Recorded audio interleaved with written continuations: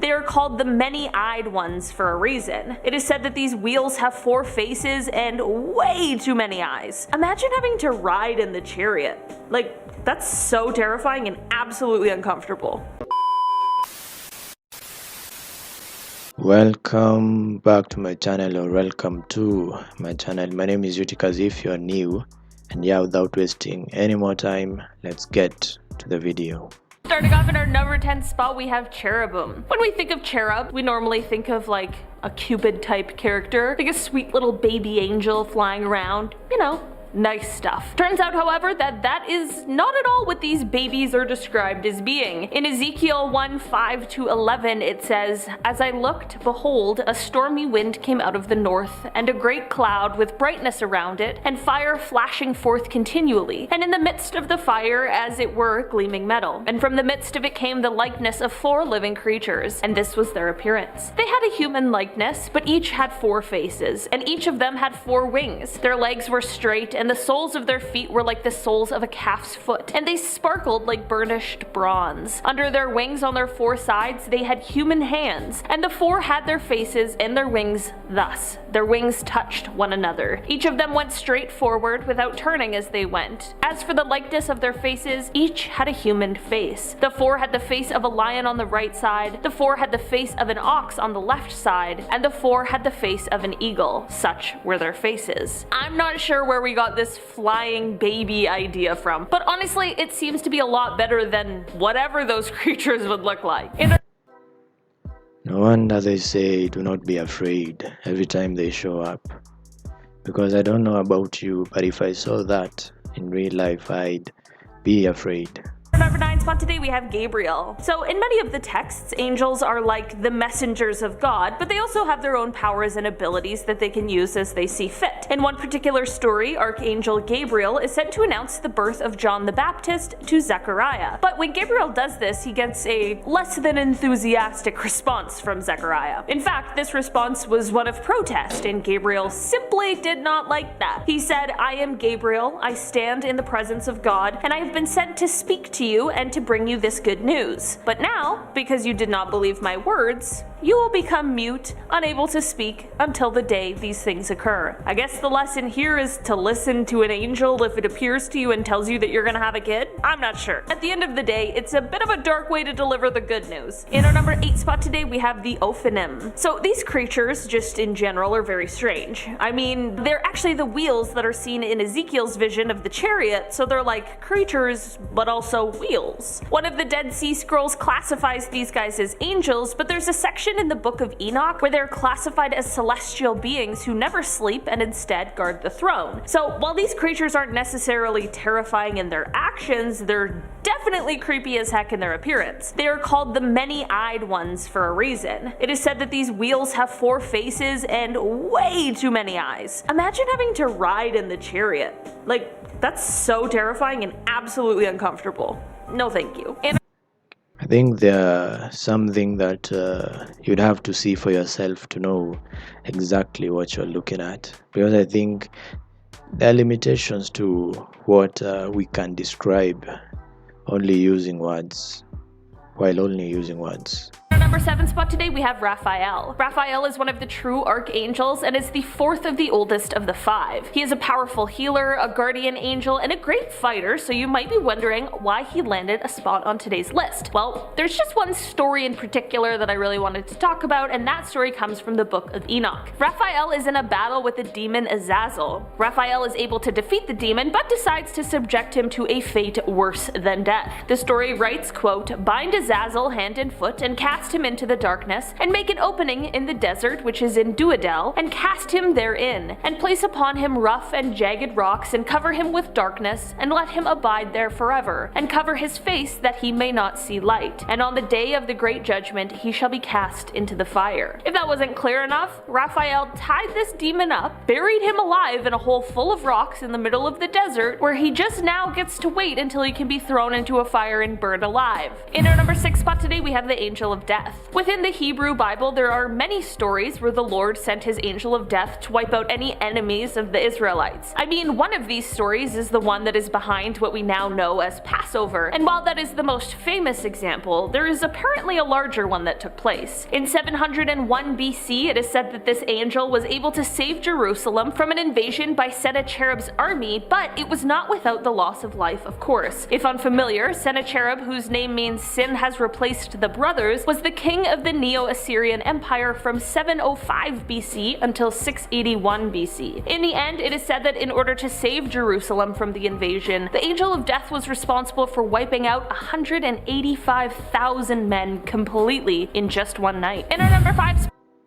I mean, his name is the angel of death, so yeah, that's not unexpected.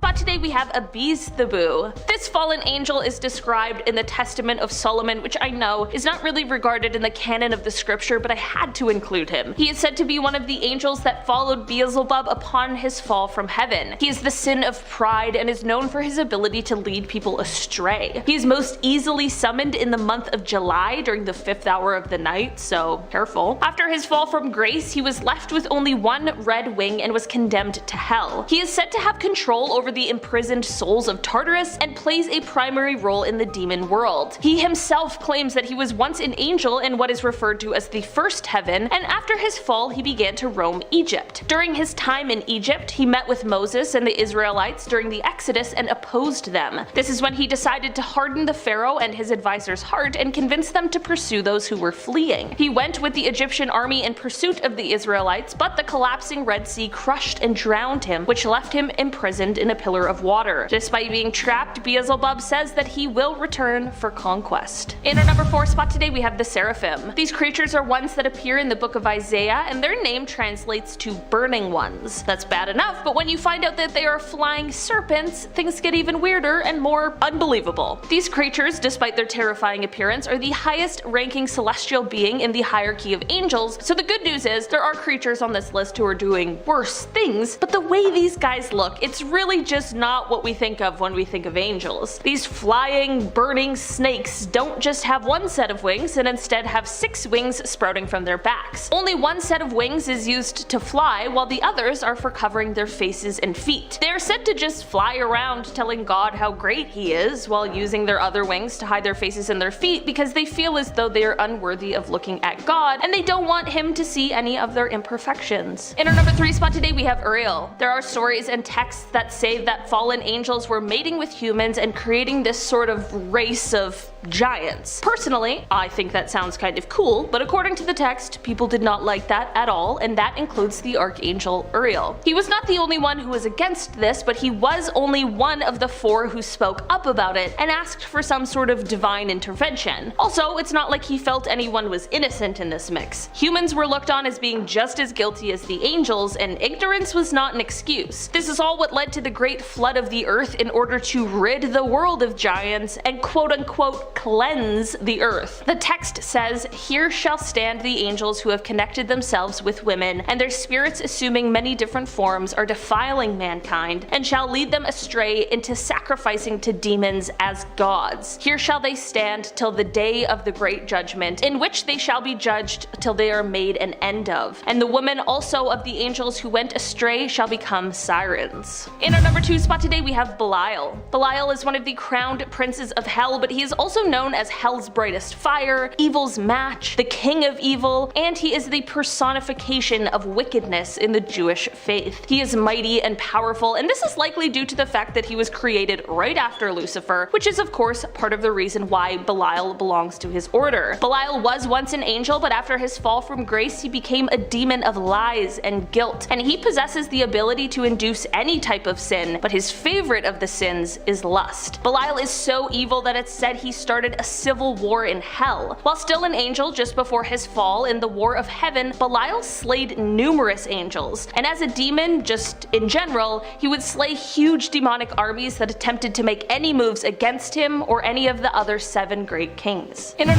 number 1 on Spot today we have Lucifer. Lucifer was an angel before he fell from grace. In the book of Isaiah it says, "How art thou fallen from heaven, O Lucifer, son of the morning? How art thou cut down to the ground, which didst weaken the nations?" Lucifer is now the ruler of hell, and he commands an entire army of sinners and demons, and he even tried to organize an uprising against God.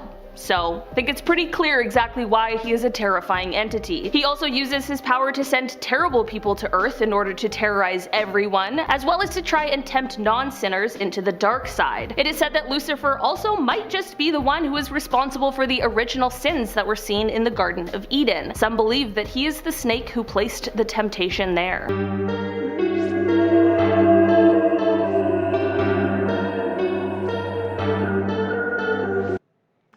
So those were some angels more terrifying than demons. And yeah, I've heard of them before, but never actually done any sort of research into demonology or whatever this is. But it's still interesting to know. And yeah, like, what do you think? Which among those angels were scariest? I think for me it would be the ones with wings, with eyes on their wings. But anyway, I'll link down the original video. You can go check out their channel. It's a very good one. And yeah, thank you for watching, and see you amazing people in the next video.